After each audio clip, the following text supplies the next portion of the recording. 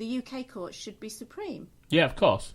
And the UK should have its own, I think, should have its own Bill of Rights, which states what we can and can't do. And I think things have gone too far the other way.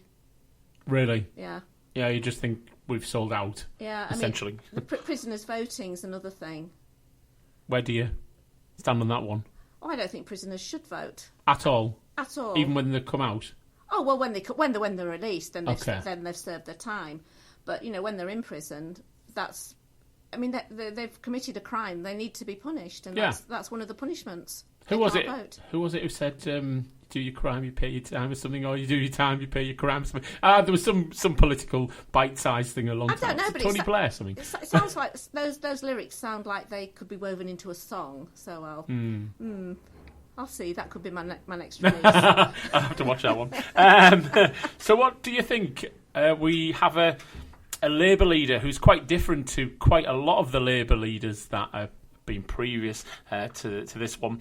Is it somebody that you see as a more viable leader than David Cameron, Jeremy Corbyn? Jeremy Corbyn? No, I think he's unelectable. Really? Yeah, but I have to say I'm very disappointed by Jeremy Corbyn. I would have thought, seeing what's happened with the Eurozone and the economies in south of Europe, especially Greece, but also Spain, Portugal, to see the way that Greece has been treated, I would have thought as a socialist he would say, hang on, this isn't right, because all the bailouts just went to pay off bank debt. They didn't do anything to help the people of Greece.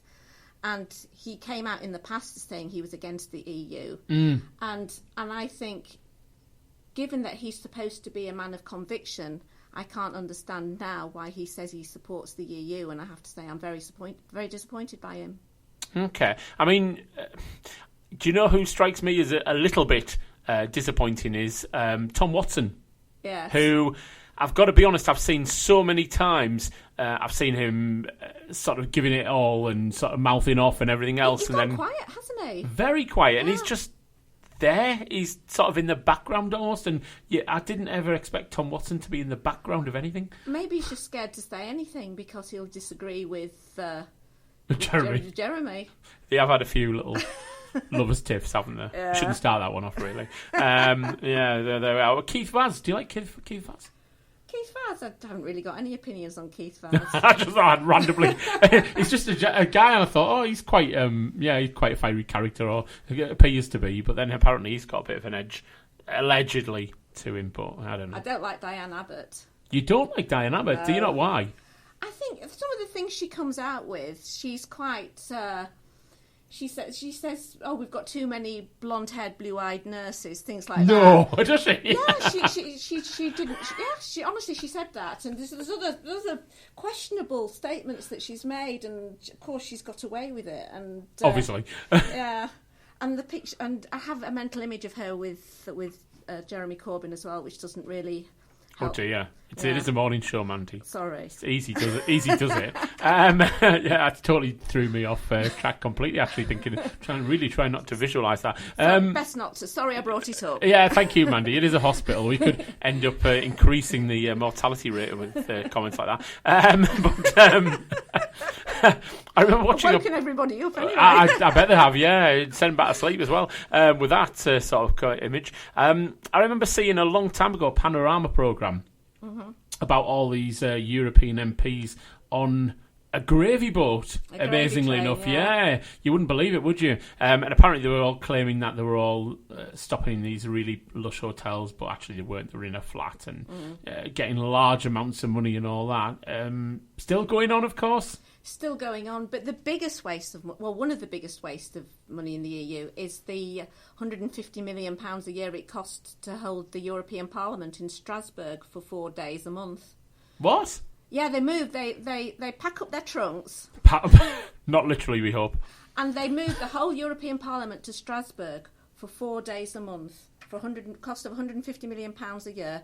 Goodness knows what sort of carbon footprint they're leaving as well when they're all supposed to be so eco-friendly. And do you know why they do that? Go on, why? Because it's in the treaty. France wants it. And the other 27 countries don't want it. But they've been unable to reform it. Ah, okay. Because France won't. So that's why there's that waste of money. And obviously they shouldn't. There's no need for them to pack up and move to Strasbourg. But it kind of illustrates how difficult it is to renegotiate anything in the EU, how difficult it is to reform anything, when for 40 years they've all been going to Strasbourg and nobody can change it because the French won't agree. Incredible. Boris Johnson. Boris Johnson. Better Prime Minister than David Cameron, potentially? Oh, yes. Yeah, you like Boris. I like him especially since he came out on the side of the Leave campaign. I thought you might, yeah. He's gone up in my estimation. Oh, he's gone up in the world. Oh, yes, definitely. He's a bit of a character, Boris Johnson, isn't he? He is a bit of a character, yes. He turned up in Sports Relief on Some Others Do Have 'Em. He actually done a part of the actual comedy with Michael Crawford, and Michael Crawford pulled up in a bike, and Boris Johnson was on a bike as well, and he said, don't you know me? Don't you know who I am? And Michael Crawford said, never seen you before. And he said, what did you say your name? Was it something like, is it Deirdre? He's like, no, it's Boris. He said, I'm the Mayor of London. He said, I've never seen you before. It was quite funny. But what was quite even more funny was Boris Johnson was actually laughing while he was talking to him, because he's a difficult character probably not to laugh at, Michael Crawford. There we are. So we have the EU vote coming up, it's fair to say, that Boris Johnson has already sided with the coming out of the EU. I'm going to ask a really obvious question, but where do you stand on that one? Oh, that's a difficult one. I thought it might be, yeah. Well, it's April the 2nd today, not April the 1st. Oh, we should have asked you yesterday. So, yeah, we've got to leave. It's a once-in-a-generation opportunity to take back our democracy and rule our own country. And I would implore that everybody votes to leave on June the 23rd. Really? Really. You really think that's best for Britain? It's such a big deal. It's so important. Really important. I feel very, very passionately about it. Okay, so we come out of the EU. Do you predict there'll be a lot of what political leaders are calling a period of uncertainty? There will be a period of readjustment, yes. So job losses? No. Well, ultimately there'll be the 74 job losses, which will be the 73 MEPs. Oh dear. Plus the European Commissioner. But apart from that, I think there might be actually. I mean, if you only have to look at the steel industry, which is sadly, and the EU. There's 4 reasons why the EU have hurt our steel industry.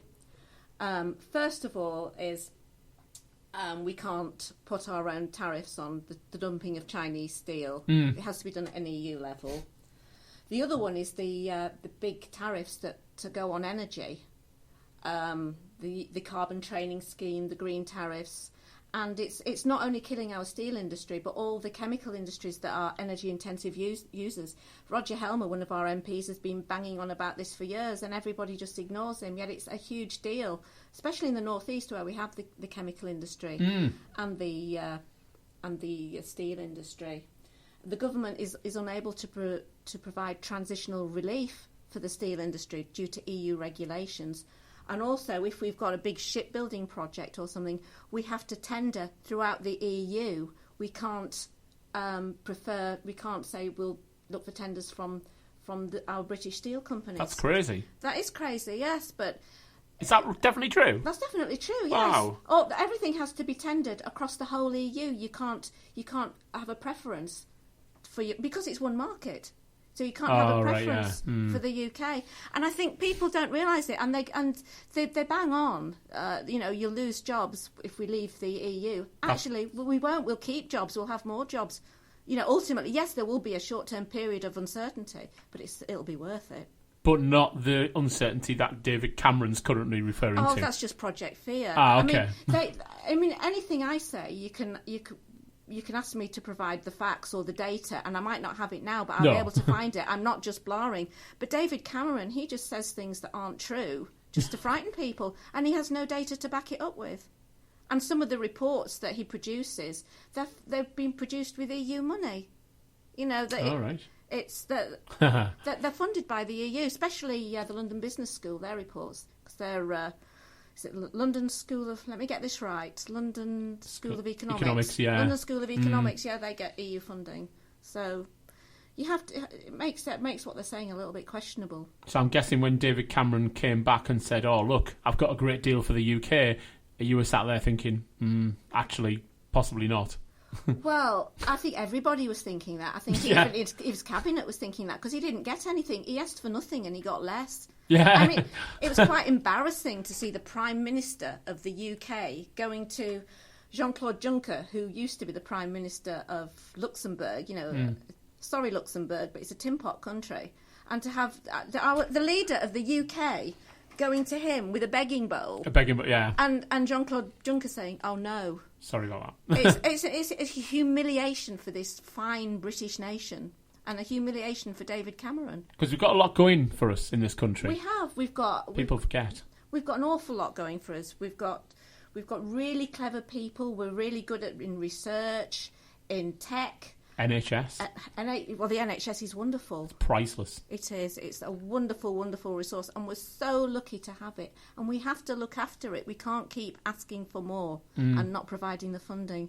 Completely agree. The NHS is a hugely important thing, and and everybody uses it. Everybody needs it, and we need to look after it.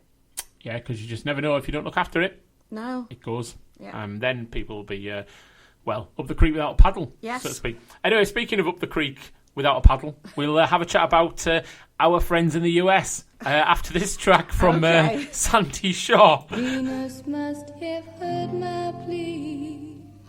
She has sent someone.